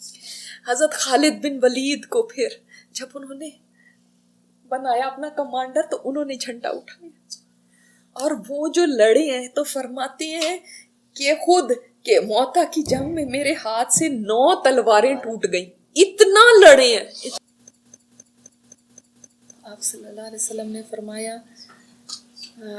جب وہاں پہ عبداللہ بن رواحہ نے جھنڈا پکڑا اور ثابت قدمی سے جمے رہے ہیں حتیٰ کہ وہ بھی شہید ہو گئے, اور سارے کے بارے میں فرمایا ان کے لیے بخشش مانگو, ان کے لیے بخشش مانگو. اب فرمایا خالد بن ولید نے پکڑ لیا اور فرمایا اللہم ہوا سیف من سیوفک فانصرہ, اے اللہ خالد تیری تلواروں میں سے ایک تلوار ہے, اس کی مدد فرما. اب اللہ کی تلواروں میں سے ایک تلوار نے ان کو سیف اللہ کا جو لقب ملا ہوا, تو آپ صلی اللہ علیہ وسلم نے یہ لقب دیا تھا کہ اللہ کی تلوار ہیں یہ. تو انہوں نے پھر جھنڈا پکڑا ہے اور اللہ تعالیٰ نے ان کے ذریعے مدد فرمائی ہے. اور آپ صلی اللہ علیہ وسلم جب یہ خبر سنا رہے تھے آپ کی آنکھوں سے متواتر آنسو رواں تھے, اور آپ صلی اللہ علیہ وسلم نے جب یہ خبر دے دی کہ حضرت خالد بن ولید ہیں, اور اس کے بعد پھر آپ صلی اللہ علیہ وسلم نے فرمایا کہ پھر اللہ تعالیٰ نے مسلمانوں کو فتح دی ہے. کیسے ہوا تھا پھر یہ کہ اس کے بعد حضرت خالد بن ولید نے جو حملہ کیا یہاں سے پڑھتے ہیں. لوگوں نے حضرت خالد بن ولید پر اتفاق کر لیا اور اس طرح جھنڈا اللہ کی تلواروں میں سے ایک تلوار کی طرف منتقل ہو گیا. خالد رضی اللہ تعالیٰ عنہ نے آگے بڑھ کر اتنی پرزور اور بے نظیر جنگ کی اور ان کے ہاتھ میں 9 تلواریں ٹوٹ گئیں. ادھر رسول اللہ صلی اللہ علیہ وسلم نے صحابہ کو مدینہ میں اسی دن 3 سپہ سالاروں کی شہادت کی خبر دی اور بتلایا کہ اب کمان خالد بن ولید کے ہاتھ میں آ گئی ہے اور انہیں اللہ کی تلواروں میں سے ایک تلوار قرار دیا. دن ختم ہوا تو دونوں فریق اپنے اپنے کیمپوں میں واپس چلے گئے. یعنی اتنی انہوں نے زبردست جنگ کی کہ دشمن پھر بھی کچھ نہ کر سکا اور رات کو یہ اپنے کیمپ میں آ گئے. اور رات کے وقت انہوں نے پھر جا کے وہ جو باڈیز تھی نا وہ اٹھائیں اور ان کو دفن کیا ہے. اور پتہ ہے آج بھی جارڈن میں ان تینوں صحابہ کی قبریں موجود ہیں. اور کبھی آپ کو موقع ملے تو جا کے دیکھ سکتے ہیں. تو صبح ہوئی تو حضرت خالد بن ولید نے لشکر کی ترتیب بدل دی. پیچھے کو آگے، آگے کو پیچھے، دائیں کو بائیں اور بائیں کو دائیں کر دیا. یعنی جو رائٹ پہ تھے ان کو لیفٹ پہ بھیج دیا، لیفٹ والوں کو رائٹ پہ، پیچھے والوں کو آگے، آگے والوں کو پیچھے. بہت اسٹریٹجسٹ تھے نا یہ تو جنگ کے. تو انہوں نے اس طرح جب ترتیب بدلی ہے تو دشمن نے سمجھا مسلمانوں کے پاس کمک آ گئی، ان کے پاس اور پیچھے سے نفری آ گئی ہے. اور انہوں نے یہ بھی کیا تھا کہ کچھ مسلمانوں کو ایک جگہ جو ریتلا علاقہ تھا اس میں دور دور کھڑے کر دیا اور پھر کہا کہ دوڑو. اور جب وہ دوڑے تو گرد اڑی، ایسے لگا کہ پیچھے سے اور آ گئے ہیں جو شامل ہو گئے. تو مسلمانوں کے پاس کمک آ گئی ہے. اس پہ روب چھا گیا. حضرت خالد نے ہلکی سی جھڑک کے بعد لشکر کو پیچھے ہٹانا شروع کیا لیکن دشمن کو آگے بڑھنے کی جرت نہ ہوئی. اب مسئلہ یہ تھا کہ وہ یہ نہیں چاہتے تھے کہ اگر ہم ویسے پیچھے بھاگے ہمارا پیچھا کر کے یہ ہمارا صفایا کر دیں گے. ظاہر ہے اتنے تھوڑے سے تھے تو یہ تو ہمیں جانے نہیں دیں گے واپس. تو اب جب واپس بھی مڑنا ہے، پیچھے بھی ہونا ہے، تو وہ ایک طریقے سے کے ساتھ ہونا ہے. اب وہ جب پیچھے ہونے لگے اس اسٹریٹجی کے ساتھ تو دشمن نے سمجھا یہ ایک جنگی چال ہے، پتہ نہیں یہ پھر اور مڑ کے آنے والے ہیں. تو ان کو جرت نہیں ہوئی کہ یہ پیچھا کریں. اسے خطرہ تھا کہ یہ کوئی چال نہ ہو. اس طرح مسلمان موتا کی طرف سمٹ آئے اور 7 دن تک دشمن سے جھڑپ کرتے رہے. پھر دونوں فریق رک گئے اور لڑائی ختم ہو گئی کیونکہ رومیوں نے سمجھا کہ مسلسل کمک پہنچ رہی ہے اور وہ چال چل کر رومیوں کو صحرا میں گھسیٹ لے جانا چاہتے. انہوں نے سمجھا یہ پتہ نہیں ہمیں آگے لے کر آ رہے ہیں تو یہ انہوں نے ہمیں نہ صحرا میں لے جا کے وہاں پہ ہمیں ختم کیا، تو یہ چاہ رہے ہیں کہ ہم پیچھے پیچھے ان کے آئیں. تو وہ رک گئے، انہوں نے ان کا پیچھا نہیں کیا اور گھسیٹ لے جانا چاہتے ہیں جہاں سے بچ نکلنا آسان نہیں. اس طرح اس جنگ میں مسلمانوں کا پلڑا بھاری رہا. اس غزوے میں 12 مسلمان شہید ہوئے. آپ سوچ سکتے ہیں کہ صرف 12 اندازہ کر سکتے ہیں. لیکن ان میں اکابر صحابہ تھے. اسی لیے آپ صلی اللہ علیہ وسلم جب دیکھا تو صحابہ اتنا رو رہے ہیں. آپ نے پوچھا تم کیوں روتے؟ کہتے ہیں ہمارے بیسٹ جو تھے، ہمارے بہترین تو ہم میں سے چلے گئے.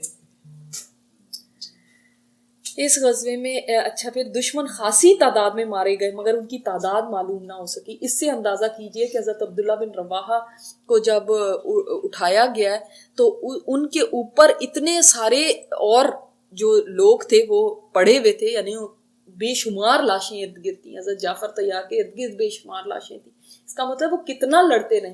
ایون ان کے ایک صحابی روایت کرتے ہیں کہ ان کے زخم جب گنے گئے، کہتے ہیں میں نے کھڑے ہو کے ان کے زخم گنے ہیں تو اس وقت میں نے ان کے جسم کے اوپر بعض جگہ پہ 90 آتا ہے اور بعض جگہ پہ 50 آتا ہے، اتنے زخموں کو دیکھا کہ ان کے جسم پہ لگے ہوئے، یعنی اتنا لڑے ہیں. جی حضرت جعفر کے جسم پہ اتنے زخم تھے شہادت سے پہلے. اتنا یعنی اتنا انہوں نے ریزسٹ کیا، اتنا انہوں نے لڑا، اتنے زخم کھائے، اس کے بعد شہید ہوئے.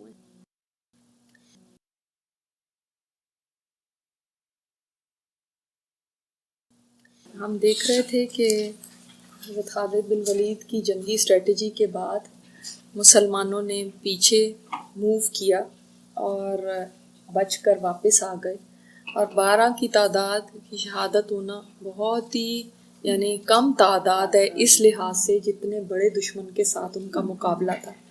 مگر جس وقت یہ خبر ظاہر ہے آپ صلی اللہ علیہ وسلم نے تو پہلے ہی لشکر کے آنے سے پہلے ہی دے دی ہوئی تھی مدینہ میں، تو جس وقت یہ خبر پہنچی ہے اور لوگوں کو پتہ چلا کہ ان کے لوگ جو شہید ہوئے ہیں، تو گھر گھر سمجھ لیں کہ ایک ماتم کی کیفیت ہو گئی. اور نبی صلی اللہ علیہ وسلم کا اپنا حال یہ تھا کہ حضرت عائشہ رضی اللہ تعالیٰ عنہ فرماتی ہیں کہ آپ صلی اللہ علیہ وسلم بیٹھ گئے، یعنی جیسے انسان صدمے سے نا کھڑا بھی نہیں ہو سکتا نا، اس طرح نبی صلی اللہ علیہ وسلم کی حالت تھی کہ آپ صلی اللہ علیہ وسلم بیٹھ گئے. اور انتہائی آپ کو دکھ تھا، کیونکہ جو یہ تینوں صحابی تھے یہ آپ صلی اللہ علیہ وسلم سے بہت زیادہ کلوز تھے. حضرت زید کا بھی آپ کو پتہ ہے کہ وہ کتنے پیارے تھے، حضرت جعفر بہت، اس سے زیادہ کیا آپ اس سے اندازہ کر لیں اس بات سے کہ ان کے آنے کی اتنی زیادہ نبی صلی اللہ علیہ وسلم کو خوشی ہوئی تھی. اور پھر اس کے بعد حضرت عبداللہ بن رواحہ ان ساتھیوں میں سے تھے جو شروع کے ساتھی تھے. آپ کو پتہ ہے جو شروع سے آپ کے ساتھ ہوتا ہے اس کے ساتھ محبت ہی اور ہوتی ہے، تو وہ ان ساتھیوں میں سے تھے. جب نبی صلی اللہ علیہ وسلم نے یہ خبر دی اس کے بعد آپ صلی اللہ علیہ وسلم حضرت جعفر کے گھر تشریف لے گئے. تو ان کی جو بیوی تھی، حضرت جعفر آپ کو پتہ ہے خود بھی بہت ینگ تھے، یعنی کوئی 30s میں تھے، اور ان کی بیوی حضرت اسماء بنت امیس جو ہیں آٹا گوندھ کے رکھا ہوا تھا، بچوں کو تیار کیا ہوا تھا نہلا دھلا کے. تو نبی صلی اللہ علیہ وسلم تشریف لے گئے تو آپ صلی اللہ علیہ وسلم نے فرمایا کہ جعفر کے بچوں کو میرے پاس لے کر آؤ. تو ان کو لایا گیا، اپنی گود میں دونوں کو بٹھایا اور اپنا سر رکھے اور ساروں قطار رونے لگے. تو حضرت اسماء بنت امیس جو تھی وہ اب ظاہر ایک ذہن میں بات آتی ہے کہ کیا بات ہوئی ہے. تو فرمایا یا رسول اللہ کیا ہوا ہے، کیا جعفر کی کوئی خبر ہے؟ تو آپ صلی اللہ علیہ وسلم نے پھر فرمایا کہ تم صبر کرو اس کے اوپر نا، وہ اب نہیں رہے. تو وہ بعض روایات میں آتا ہے کہ وہ رو اتنا، یعنی ان کے اوپر صدمہ گزرا کہ وہ بے ہوش ہو گئیں. بعض میں آتا ہے کہ وہ زاروں قطار رونے لگی، چیخنے لگی، اور عورتیں بھی جمع ہو گئیں. آپ صلی اللہ علیہ وسلم نے لوگوں سے فرمایا کہ لوگوں جعفر کے گھر والوں کو اکیلا نہ چھوڑنا، ان کو کھانا وغیرہ بھجوانا، اور ان کو اپنے کھانے پینے کا کوئی ہوش نہیں رہے گا. اس سے ہمیں یہ پتہ چلتا ہے کہ جس کے گھر میں کوئی فوتگی ہو اور ایسے کسی قریبی کا یا کوئی ناگہانی ایسی ہو جہاں پہ لوگ نارمل ہوں، کوئی ایسی بات ہے وہاں پہ تو نہیں اتنے، لیکن جہاں پہ ایسی کوئی ناگہانی آپ کو پتہ ہے کہ ان لوگوں کو نہیں ہوش اپنے کھانے پینے کا، وہاں پہ لوگوں کو چاہیے کہ ان کے کھانے پینے کا اہتمام کریں جو ان کے خاص طور پہ قریبی رشتہ دار ہیں. اور ایسا نہیں کرنا چاہیے کہ ان کے اوپر ایک بوجھ ڈال دیں کہ آپ لوگوں کو کھلاؤ. اور اسی طرح ہمیں یہ بھی پتہ چلتا ہے کہ نبی صلی اللہ علیہ وسلم ان کے گھر پہ سارا وقت نہیں بیٹھے رہے، یا لوگ سارا وقت جمگاٹھا لگا کے نہیں بیٹھے رہے. ہمارے دین کا طریقہ جاہلیت کے طریقے سے مختلف ہے. جاہلیت کا طریقہ یہ تھا کہ حضرت میں ان کی ایک بات آتی ہے، حضرت صحابی کا نام مجھے بھول گیا ہے، کہ وہ فرماتے ہیں کہ جاہلیت کے زمانے میں ایسا ہوتا تھا کہ کسی کے گھر میں فوتگی ہوتی تھی تو ہم ان کے گھر میں جمع ہو جاتے تھے، اور حتیٰ کہ ہمارے لیے کھانے پینے کا اہتمام کیا جاتا تھا ان کے گھر میں. یہ جاہلیت کے طریقے تھے. آج کسی کے گھر میں فوتگی ہو تو صرف تھوڑی دیر کے لیے تعزیت کریں، تھوڑی دیر کے لیے ان کو تسلی دینے کے لیے جائیں، ان کو پاس تھوڑی دیر کے لیے دعا کے لیے بیٹھیں. یہ نہیں کریں کہ آپ وہاں سے اٹھیں ہی نہیں اور گھر والوں کو بھی تنگ کر کے رکھتے. ان گھر والوں کو اپنی فیملی کے ساتھ بیٹھنے دیں، پھر نہ کہ دنیا جہان شہر اکٹھا ہوا ہے گھر میں بیٹھنے کی جگہ نہیں ہے اور اٹھنے کا کوئی نام نہیں لے رہا ہے. ظاہر ہے بات پھر وہ کھانے کا ہی انتظام کریں گے نا، پھر کیا کریں گے، اور انتظام ان کو کرنا ہی پڑے گا کہ بھئی اتنے لوگ آ کے بیٹھے ہوئے. تو یہ طریقے ہمارے طریقے نہیں ہیں اسلام کے. اسی طرح حضرت اسامہ بن زید اس وقت تقریباً 13-14 سال کی عمر تھی، اور آپ صلی اللہ علیہ وسلم ان کو دیکھتے تھے تو رو دیتے تھے. اور اسی طرح جب حضرت زید کی شہادت کی خبر آئی تو آپ صلی اللہ علیہ وسلم نے ان کی چھوٹی بچی تھی اس کو گود میں لیا، وہ بھی رونے لگی، آپ صلی اللہ علیہ وسلم بھی رونے لگے. تو ایک صحابی نے پوچھا یا رسول اللہ یہ اتنا آپ کیوں رو رہے ہیں؟ آپ نے فرمایا یہ حبیب کا شوق ہے، حبیب کے لیے، محبوب کا شوق محبوب کے لیے. یعنی اتنے زیادہ حضرت زید آپ صلی اللہ علیہ وسلم کو پیارے تھے کہ حضرت عائشہ رضی اللہ تعالیٰ عنہ فرماتی ہیں کہ جب آپ صلی اللہ علیہ وسلم کی وفات ہوئی اس وقت اگر حضرت زید زندہ ہوتے تو ان کے سوا کوئی اور خلیفہ نہ بنتا. حالانکہ ان کے اپنے باپ بنے تھے، وہ ان کی طرف سے بات کہنا بہت بڑی بات ہے. تو یعنی یہ سوچیں جب اسلام کی آپ پوری اٹھا کے دیکھتے ہیں نا سارا بیک گراؤنڈ ساری، تو آپ کو قربانیاں ہی قربانیاں ملتی ہیں. ایک حضرت امام حسین رضی اللہ تعالیٰ عنہ کی صرف نہیں قربانی یہاں پہ تو کہ قربانیوں کی ان کی وائف وہ تھی ام ایمن. اس وقت نہیں مجھے پتا، مگر ان کی ایک وائف کا نام ام ایمن تھا جو آپ صلی اللہ علیہ وسلم کی جو لونڈی تھی، جو حضرت آمنہ کی لونڈی تھی، حضرت زید کی جو بیوی تھی. تو کہنے کا مقصد یہ کہ یہاں پہ تو اتنی ساری قربانیاں ہیں، ایک قربانی نہیں ہے. آپ یہ دیکھیں کہ ان لوگوں کی قربانی کیا کم تھی، تو اسلام کی تو پوری داستان قربانیوں کی ہے. اور آج یہ مسئلہ ہے کہ قربانی دینے سے ہی تو ہم کتراتے ہیں کہ ہمارا کچھ نہ چلا جائے، نہ ہمارا پیسہ جائے، نہ ہماری کوئی ایفرٹ جائے، نہ ہمارا وقت لگے، نہ ہماری تو کوئی چیز بھی نہ لگے، نہ ہمارے گھر لگے اس کام کے لیے، نہ ہماری اولادیں لگیں اس کام کے لیے. تو کیسے اسلام زندہ ہوگا؟ انہوں نے تو اسلام کے لیے بہت کچھ دیا، تب اسلام آج آپ تک پہنچا ہے. وہ جارڈن تک چلے گئے، اس کے بعد آپ صلی اللہ علیہ وسلم کے بعد تو پھر یہ جگہ ساری یہ فتوحات ہوئی تھی نا. آپ یہ دیکھیں اسپین کو، غرناطہ اسپین، یہ 800 ایئرز تک مسلمانوں نے یہاں پہ حکومت کی ہے، 800 سال تک. اور ہم نے کیا کیا؟ گنوا دیا. تو یہ ان جگہوں کو فتح کرنا کوئی ایسا ہی کھیل نہیں تھا بچوں کا، اس کے پیچھے بڑی قربانیاں آئیں. کتنے مسلمانوں کو وہاں پہ کنورٹ کر دیا گیا، زبردستی کر دیا گیا، وہاں پہ نہیں رہ سکتے تھے مسلمان بن کے، ان کو کرسچن بنایا گیا.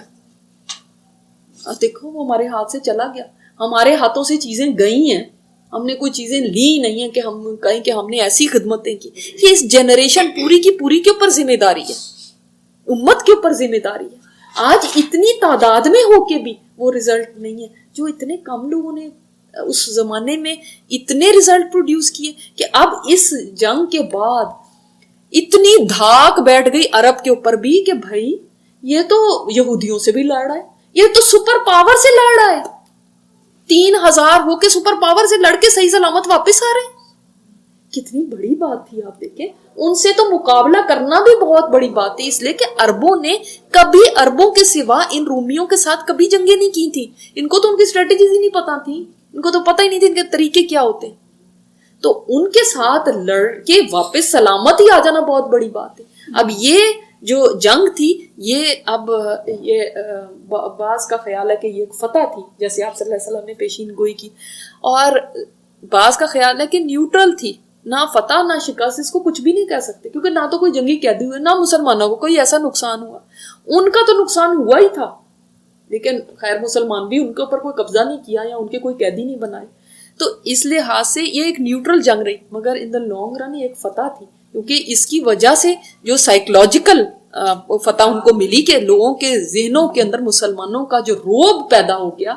اور قریش نے تو اب دیکھ لیا، اب سوچے نا ایک طرف قریش بھی بیٹھے ہیں، وہ سب کچھ دیکھ رہے ہیں نا اس وقت سے کہ یہ خیبر میں گئے وہاں پہ فتح کر کے آ گئے، یہ ادھر جا کر رومیوں سے بھی لڑ کے آ گئے. تو یہ بہت ایک بڑی بات تھی.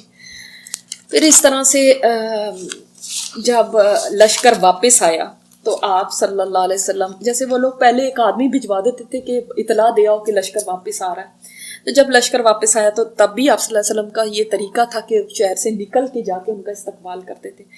تو آپ صلی اللہ علیہ وسلم نے اہل مدینہ کو حکم دیا کہ سب نکلو اپنے بھائیوں کا استقبال کرو، یاد رکھو کوئی ایک بھی پیچھے نہ رہنے پائے. سارے نکلے، اور ان دنوں بڑی سخت گرمی تھی، اس کے باوجود لوگ استقبال کے لیے نکلے، اور پیدل بھی جا رہے ہیں، سواریوں پہ بھی جا رہے ہیں، لیکن سب استقبال کے لیے کھڑے ہیں. اور آپ یہ سوچیں ان میں وہ سارے بچے بھی شامل ہیں جن کے باپ اب نہیں آ رہے، ان میں سب وہ بچے بھی شامل ہیں. تو اس وقت پھر آپ صلی اللہ علیہ وسلم نے صحابہ سے فرمایا کہ یہ ان بچوں کو اٹھا لو اور جعفر کے بچوں کو مجھے دے دو. اور پھر ان کے بیٹے عبداللہ کو، بڑا بیٹا تھا، ان کو اپنے ساتھ بٹھایا سواری کے اوپر. اور آپ صلی اللہ علیہ وسلم نے باقی صحابہ سے فرمایا کہ جو باقی بچے ہیں جو اپنے باپوں کا انتظار کر رہے ہیں ان کو آپ اٹھا کے اپنے ساتھ بٹھا لیں. یہ نبی صلی اللہ علیہ وسلم کا دیکھیں، اتنے نبی صلی اللہ علیہ وسلم سینسیٹیو تھے لوگوں کے جذبات اور احساسات کا خیال رکھنے والے. ایک بچے کے بھی جذبے کا خیال ہے کہ اس کو اس وقت فیل ہوگا کہ میرا باپ نہیں آیا، ورنہ کئی لوگ یہ پرواہ ہی نہیں کرتے کہ کسی کا کیا کسی کو کیا ٹھیس پہنچا رہے ہیں, کیا ہرٹ کر رہے ہیں, کیا اس کو بات کر رہے ہیں, وہ دے ڈونٹ کیئر. لیکن آپ صلی اللہ علیہ وسلم کو اتنی بات کا بھی احساس ہے کہ ان کو اس وقت وہ ہوگا. اور اسی طرح حضرت عبداللہ جو ان کے بیٹے ہیں حضرت جعفر کے, تو وہ فرماتے تھے کہ جب کبھی آپ صلی اللہ علیہ وسلم سفر سے واپس آتے تھے, یہ اس وقت 6-7 سال کے تھے بچے, ان سے چھوٹے بھی بھائی تھے, تو جب واپس آتے تھے تو حضرت حسن اور حسین رضی اللہ تعالیٰ عنہما کو بعد میں پیار کرتے تھے, مجھے اٹھا کے پہلے پیار کرتے تھے. سبحان اللہ, یہ ہمارے نبی پاک صلی اللہ علیہ وسلم کی زندگی واقعی کتنی خوبصورت زندگی ہے. اللہ اکبر. تو اس وقت پھر گھر گھر ایک یعنی تکلیف تھی اور ایک ظاہرہ ایک صدمہ تھا, اور خاص طور پہ حضرت جعفر کے گھر میں تو بہت ہی زیادہ صدمہ تھا. ان کے بعض جگہ پہ آتا ہے 3 بیٹے تھے, یہ سب سے بڑے تھے عبداللہ, پھر محمد اور عون ان کے بیٹے تھے. اور جب آپ صلی اللہ علیہ وسلم بڑے غمگین بیٹھے ہوئے تھے, حضرت عائشہ رضی اللہ تعالیٰ عنہ فرماتی ہیں کہ میں پردے کے پیچھے سے دیکھ رہی تھی کہ آپ رو رہے ہیں اور بیٹھے میں آپ کو اتنا صدمہ. تو وہ بھی خود بھی غمگین تھی, تو کہتی ہیں ایک آدمی آیا تو آ کے کہنے لگے یا رسول اللہ نساء جعفر, جعفر کے گھر کی عورتیں وہ بہت رو رہی ہیں. اور مطلب رو رہی ہیں سے مطلب یہ کہ نوحہ کر رہی تھی نا, یعنی ایک اس زمانے کا ایک وہ تھا, حالانکہ اسلام نے اس کو منع فرمایا, لیکن وہ اس وقت اپنے جذبات پہ قابو نہیں رکھ سکی, تو وہ چیخ رہی ہیں, یعنی باتیں ایسی کر رہی ہیں. تو آپ صلی اللہ علیہ وسلم نے فرمایا کہ ان کو منع کرو جا کے. تو وہ آدمی چلا گیا, لیکن حضرت عائشہ رضی اللہ تعالیٰ عنہ نریٹ کر رہی ہیں یہ, تو فرماتی ہیں کہ کچھ دیر بعد وہ پھر آ گیا, کہنے لگا یا رسول اللہ میں گیا تھا, میں نے ان کو روکا لیکن وہ ہٹ ہی نہیں رہی میرے کہنے پہ, تو وہ پھر وہی کری جا رہی. تو آپ صلی اللہ علیہ وسلم نے فرمایا ان کو جاؤ, ان کو روکو. پھر وہ گیا, ابھی آپ صلی اللہ علیہ وسلم اتنے صدمے میں خود بیٹھے ہوئے, وہ پھر آ گیا اور کہنے لگا وہ نہیں ہٹ رہی, وہ باز ہی نہیں آ رہی, یا رسول اللہ ان عورتوں نے ہمارے پر غالب آ گئی ہیں, یہ تو وہ بین کیے جا رہی ہیں, وہ نہیں ہٹ رہی. آپ صلی اللہ علیہ وسلم نے فرمایا کہ پھر جاؤ, تیسری مرتبہ فرمایا پھر خاک ڈالو ان کے منہوں پر, یعنی کہ اب آپ صلی اللہ علیہ وسلم اتنے ہو گئے تھے کہ نہ تم مجھے چھوڑ رہے ہو. حضرت عائشہ رضی اللہ تعالیٰ عنہ فرماتی کہ مجھے اتنا غصہ آیا اس آدمی کے اوپر کہ تم ان کو بھی نہیں چھوڑ رہے, وہ کیا کریں اس وقت, وہ خود اس وقت ایک صدمے میں ہے, نہ تم ان عورتوں کو روک پا رہے ہو. تو کہتی میں اس کے پیچھے گئی, میں نے کہا واللہ مجھے سمجھ نہیں آ رہی تم کیا کرنا چاہتے ہو کہ تم آپ صلی اللہ علیہ وسلم کو غم کے لیے بھی نہیں چھوڑ رہے. یہ مسلم کی روایت ہے کہ یعنی اب آپ تینوں کی سچویشن دیکھ لینا. نبی صلی اللہ علیہ وسلم اپنی جگہ ایک انتہائی, دیکھیں وہ بھی گئے, پھر ان کے بچے جو یتیم ہوئے ہیں, اور پھر جو بیوہ عورتیں ہوئی ہیں, اور جو یہ اتنے قریبی رشتے تھے, اس کی وجہ سے جو صدمہ, وہ آدمی اپنی جگہ ان کا وہ الگ بات ہے کہ وہ کوشش کر رہے ہیں کہ یہ رک جائیں, لیکن وہ رک کے نہیں دے رہی ہیں.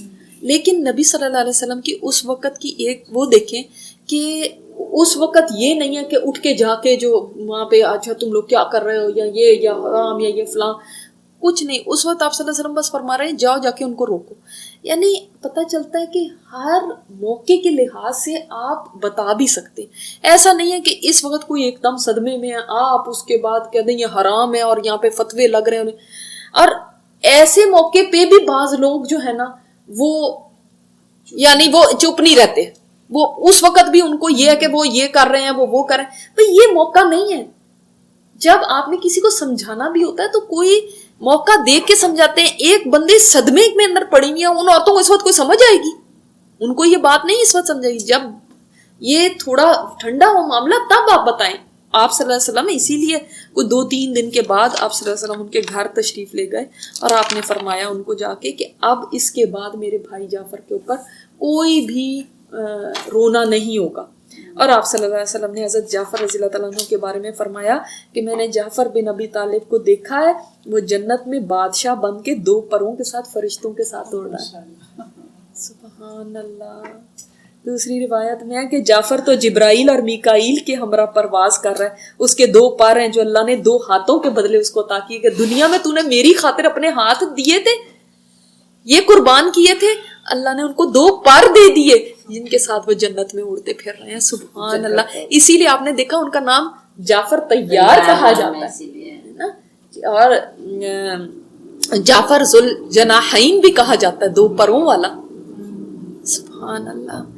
تو یہ ان کے لیے بھی تسلی تھی. پھر آپ نے ان کے بچوں کو بلایا, پھر ان کو پیار کیا. ایک بچے کے بال بکھرے ہوئے تھے, آپ نے فرمایا کہ جاؤ حجامت کرنے والے کو لے کر آؤ کہ اس کی حجامت کرے. اور آپ صلی اللہ علیہ وسلم نے یعنی ان کی ٹیک کیئر کر رہے تھے, ان کے گھر والوں کی, ان کے بچوں کی دیکھ بھال, ان کی خیر و عافیت جاننے کے لیے گئے تھے. اسی طرح آپ صلی اللہ علیہ وسلم نے فرمایا میں سویا ہوا تھا, اس حال میں میرے پاس 2 شخص آئے, یعنی خواب میں دیکھ رہے ہیں, اور مجھے اپنے ساتھ لے گئے. پھر وہ مجھے ایک انتہائی بلند مقام پر لے گئے. وہاں میں نے 3 آدمیوں کو دیکھا, یعنی جنت تھی, اور دیکھا کہ شراب کے جام نوش کر رہے ہیں. میں نے پوچھا یہ کون لوگ ہیں؟ ان دونوں نے جواب دیا یہ جعفر, زید اور عبداللہ بن رواحہ ہیں. اللہ تعالیٰ کسی کی بھی دی ہوئی قربانی کو ضائع نہیں جانے دیتا. آپ تھوڑا کچھ اللہ کے لیے لگا کے تو دیکھو, اللہ تعالیٰ کبھی اس کو ضائع نہیں کرتا. اللہ تعالیٰ جتنا قدردان کوئی ہے ہی نہیں, وہ الشکور ہے, سب سے زیادہ قدردان. آپ سوچیں کہ میں تو خود دیکھتی ہوں اس بات کو اپنی زندگی میں کہ ذرا سا ہم کرتے ہیں نا, اللہ تعالیٰ اتنا بڑھا چڑھا کے نوازتا ہے, اتنا کچھ ہمارے لیے آسانیاں کر دیتا ہے, اتنے ہمارے لیے راستے پیدا کرتے ہیں. ہم کہتے ہیں اللہ ہم نے تو اتنی, ہماری تو کوشش بھی نہیں. اللہ تعالیٰ ہماری تو اتنی, جتنی اللہ راستے بنا دیتا ہے, آسانیاں کر دیتا ہے آگے چلنے کے لیے. تو اسی لیے حضرت عبداللہ بن عمر جو تھے, جب حضرت جعفر کے بیٹے کو سلام کرتے تھے تو یوں کہتے تھے 2 پروں والے کے بیٹے تجھ پر سلام. سبحان اللہ, اللہ اکبر. تو اس جنگ کے کچھ ہفتے کے بعد کچھ لوگ جو تھے وہ جو واپس مسلمان آئے تھے, ان کا ہو سکتا ہے منافقین تھے, ان کا مذاق کرنے لگے, تم تو فرار ہو کے واپس آ گئے, تم تو بھگوڑے تھے واپس آ گئے. حضرت سلمہ بن حشام کو جب آپ صلی اللہ علیہ وسلم نے کچھ دن مسجد میں نہیں دیکھا تو ان کی بیوی سے پوچھا کہ وہ کیوں نہیں آ رہے. فرمایا وہ کیا کریں, وہ گھر سے باہر نکلتے ہیں, لوگ اس طرح کی باتیں کرتے ہیں. تو آپ صلی اللہ علیہ وسلم نے فرمایا نہیں, وہ فرار ہونے والے نہیں, فرارون نہیں ہے, وہ قرارون ہے, یعنی واپس پلٹ کے آئیں گے اور حملہ کریں گے, وہ ہیں. تو اس طرح سے بھی کچھ لوگ تھے جنہوں نے اس طرح کی باتیں کی. اور اس کے بعد یہ دوسرا غزوہ ہے, لیکن اب چونکہ ٹائم اتنا ہو گیا, اور اس غزوے میں بھی یہاں پہ تو بہت مختصر دیا ہوا, ہم اس کو ڈیٹیل میں کریں گے. سریہ ذات السلاسل, سریہ کہہ سکتے ہیں اسی کو. یہ بھی جو غزوہ موتا تھا, اس کو بعض غزوہ کہتے ہیں, اس لیے کہ اس کے اندر سمجھ لیں ایک بہت بڑی تعداد مسلمانوں کی اس وقت تک گئی تھی, لیکن ڈیفینیشن کے لحاظ سے یہ غزوہ نہیں ہے, یہ سریہ ہی کہیں گے اس کو. تو ہم اگلا سریہ انشاءاللہ تعالیٰ نیکسٹ ٹائم پڑھیں گے, اور اس کے بعد ہمارے پاس جو کلائمیکس ہے پوری سیرت کا, فتح مکہ, وہ انشاءاللہ ہم پڑھیں گے. اللہ تعالیٰ ہمیں ان سیرت کے واقعات سے سبق لینے کی توفیق عطا فرمائے, اور اپنی زندگی میں ہم ان کو امپلیمنٹ کر سکیں. اور اللہ تعالیٰ یہ جو واقعات ہیں انہی صحابہ کے اور آپ صلی اللہ علیہ وسلم کی نقش قدم پہ ہم چل سکیں. اللہ ہمیں اتنی توفیق عطا فرمانا.